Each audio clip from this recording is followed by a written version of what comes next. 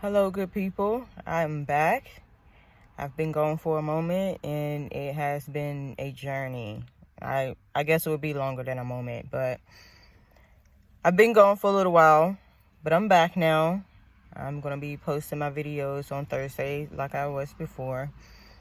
But I decided to come on here today and share with y'all some things that I've learned over the past weeks of my journey, of where I am in life. And honestly, where I am in life right now, or have been, is a phase of strengthening my faith and my trust in spirit, in the universe.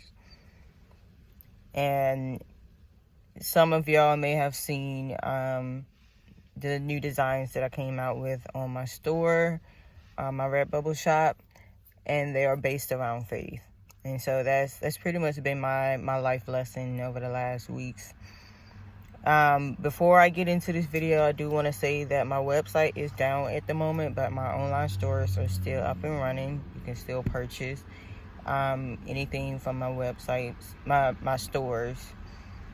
And of course, my YouTube channel is still up. I just haven't posted in a while. But today I want to share with y'all some practical things that you can do in your daily life on your journey of having faith for whatever it is you're having faith for. So a lot of times we hear people say, or we say ourselves, oh, you just have to have faith. You just have to live by faith. Have faith in believe in what you're wanting or the outcome that you're looking for.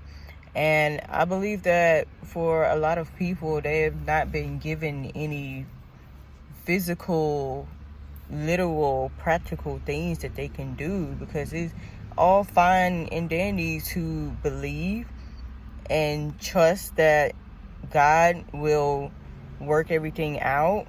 Trust that spirit has got your back and has already made a way for whatever it is that you're wanting or needing. Trusting that the universe has a plan for you. And we don't really know, a lot of us don't really know what to do on a daily basis, other than just saying, oh, I know the universe has a plan, or I know God has a plan for me. So I have come up with a list of practical things that you can do on your daily life to exercise that faith. And I just want to say, I have not perfected these things, but these are things that have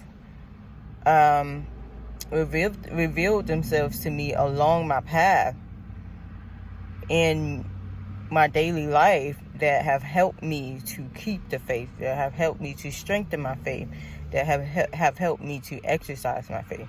Now, I have everything written down in my notebook, so I'll be looking and reading from the side over here. So I'm gonna go ahead and get into it. So first, you have to be in tune with and have a clear picture of whatever it is that you're having faith for.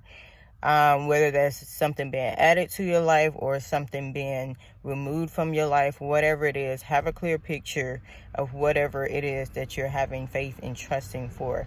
Because if you don't know, if you don't have a clear picture of that outcome, then you're kind of just, what they say, grasping at loose straws, or you're kind of just going somewhere and you don't really know where you're going, and you'll get confused, you'll get lost, and you'll get somewhere where you didn't want to be.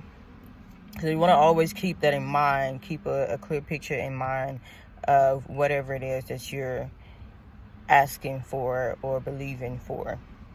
So one of the main things that will happen on the path to your desired outcome is that all types of thoughts and emotions will pop up. And a lot of times these will be thoughts of stress, worry, and doubt. That will be the number one trio of just feelings that will come up and come to you when there's something that you want or need in your life.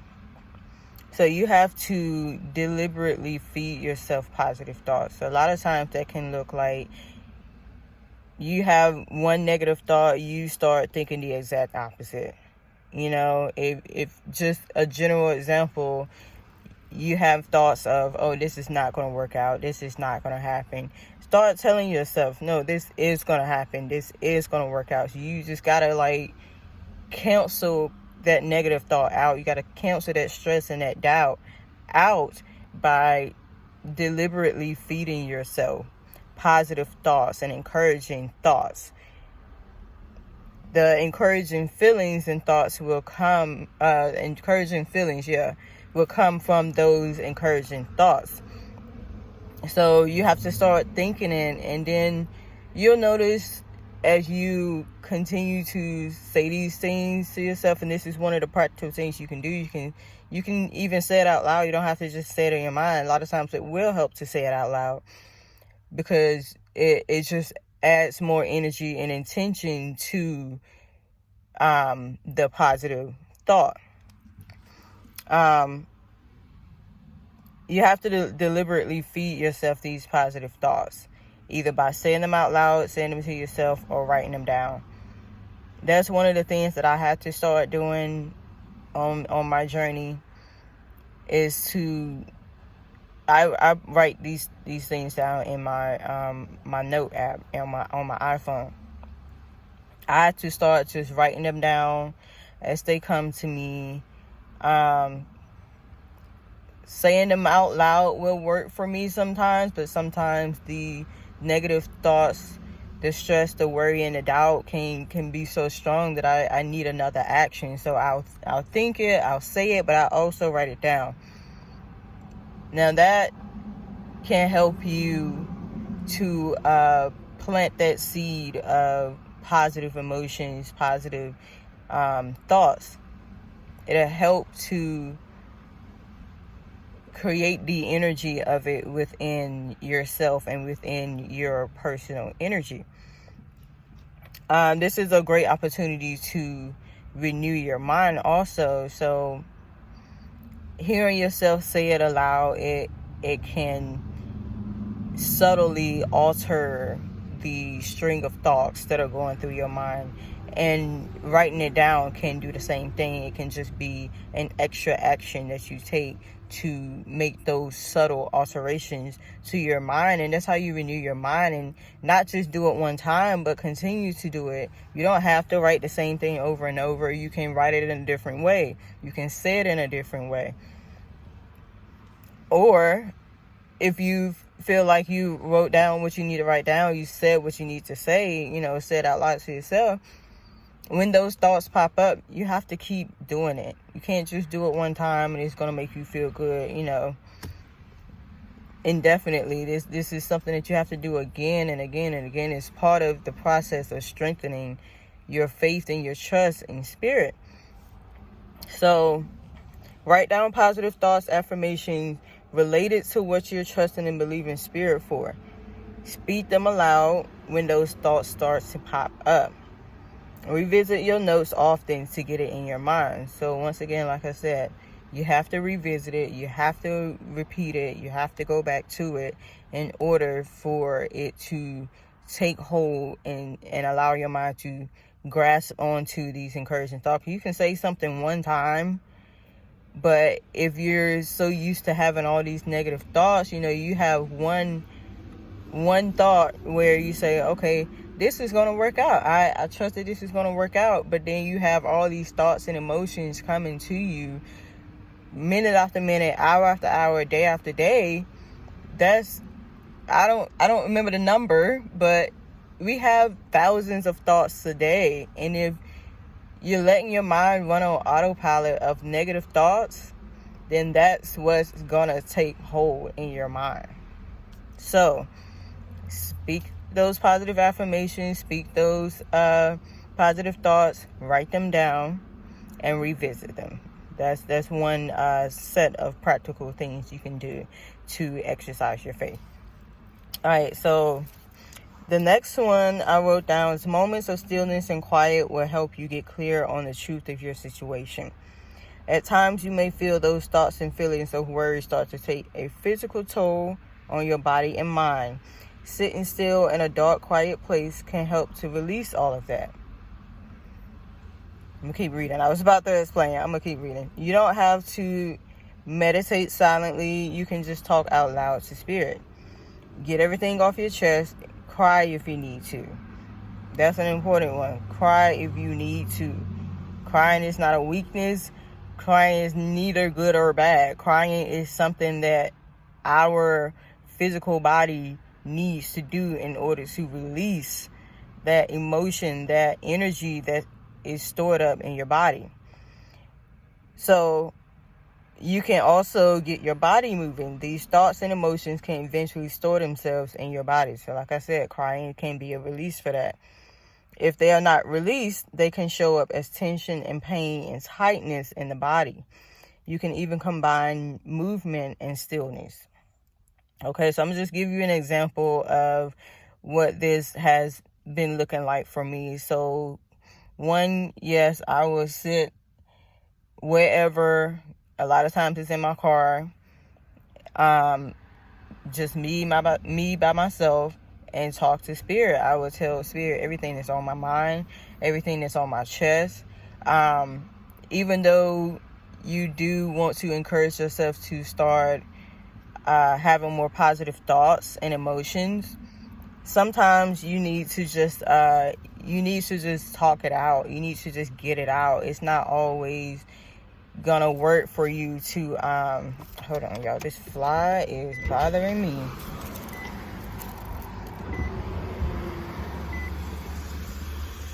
All right, so it's not always gonna work to just feed yourself positive emotion. That is a good part of the whole process of just having faith and exercising your faith. But sometimes you need to release those negative thoughts and emotions so that they can leave your body, they can leave your mind.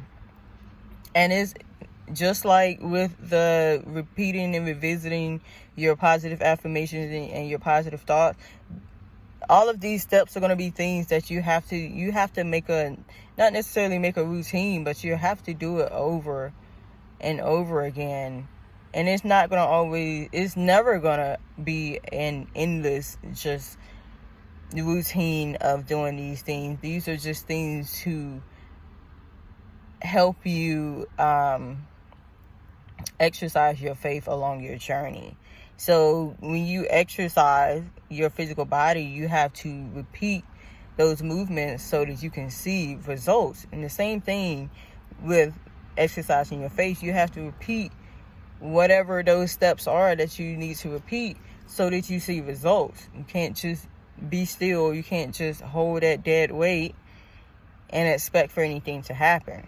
So another example, so one of the things that I do is I would just sit in my car or wherever by myself and talk things out, cry things out, and just talk aloud to spirit as if spirit is just sitting right there. Spirit really is just sitting right there. You just talk to spirit and get it out, because it's not a bad thing to have those, bad or heavy or low vibrational feelings and emotion, but it is important to release them. Another thing I would do every so often, because I'm not a physical person that much, but I will walk. I would get out, find a park or something and walk. Okay. Like I said, these emotions and thoughts and stuff, they can get stored up in your body as tension, tightness, and pain. Especially if you let it go on too long, you just start to have pains in your body and not really, if you're not conscious of what you're dealing with, you will have no idea where it come from. So one of the other things that I like to do is get out and walk. Sometimes I will walk with my headphones on and listen to music, because Spirit speaks to me through music a lot. But sometimes I have to just, especially if I've been consuming a lot, like watching, a lot of content online, or listening to a lot of music. I've just been listening to music constantly. I'll take a break sometimes, because sometimes I just need to be quiet. I just need quietness and stillness, so that I can actually hear from Spirit, directly from Spirit. The Spirit will use many things to speak through, but a lot of times spirits want to just talk to you directly.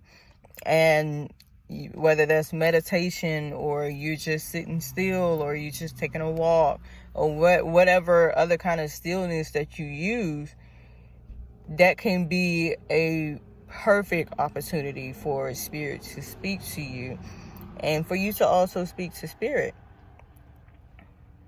So the next thing is, do things that make you happy. That is totally different for everybody, so I'm not going to get too specific there. One of my examples is finding a body of water, even if it's not the beach, because I prefer the beach, but if it's just a river, a lake, whatever, finding a body of water, it really takes the edge off for me. Doing things that make you happy, it helps time pass a little easier. That whole saying that people have, time flies when you're having fun. There's some truth to that. So it helps time to pass easier. Live your life as much as you can. The outcome you are having faith for is not your entire life. It's not your whole life. So don't make it your whole life. Now, it might be a big part of your life, but it's not your whole life. Whatever you still can do, you are blessed that you still can do that. That's one thing that I had to realize on this journey, that even though there are a lot of things that I'm out of control right now, there are things that I still can do. And so I had to learn to be grateful for those things that I still can do. It may feel like it, but it's not. Like I said, it's not your whole life. So whatever you can do to still enjoy life as much as you can at the moment, do that. It will help you to not only pass the time easier or faster, it will also be another source of encouragement, because if you can have joy in this moment, if you can have peace, contentment in this moment, then that can go a long way into helping you have more faith. And not only have more faith, but to be more patient for your outcome. That's another thing I have to learn. I'm not a very patient person. And I always thought I was a patient person, but I was a pushover. That's another video for another day. But anyway, I had to come to terms with the fact that, begrudgingly, I am not a very patient person. So that goes along with it. It will help you to have more patience if you can step back, allow yourself to see the areas in life in which you can still have some fun, some excitement, and some joy, and some contentment. Okay, so do what you can, leave the rest to Spirit. For example, if you're planting a variety garden for the first time, you never thought you had a green thumb, but you want to try it out. You plant the seeds, you water the seeds, you weed the garden when needed, and trust that the growth will happen. Okay, so in that example, you doing what you can is putting those seeds in the ground, watering those seeds so that, they get that water and the sunshine, and you take out the weeds, you take out the plants that's gonna, hold back that growth when the growth needs to happen. So you weed your garden. And so that's just kind of like a visual example of what it is to do what you can when you can do it. Whatever you can do towards your goal, towards whatever it is you want to manifest, whatever it is that you are trusting God for, do it, because that'll help move things forward. If you don't do what you can, then the outcome can never be. So I think that's pretty simple, self-explanatory. Whatever it is that's related to your goal, whatever small thing you can do to help move things along, do that.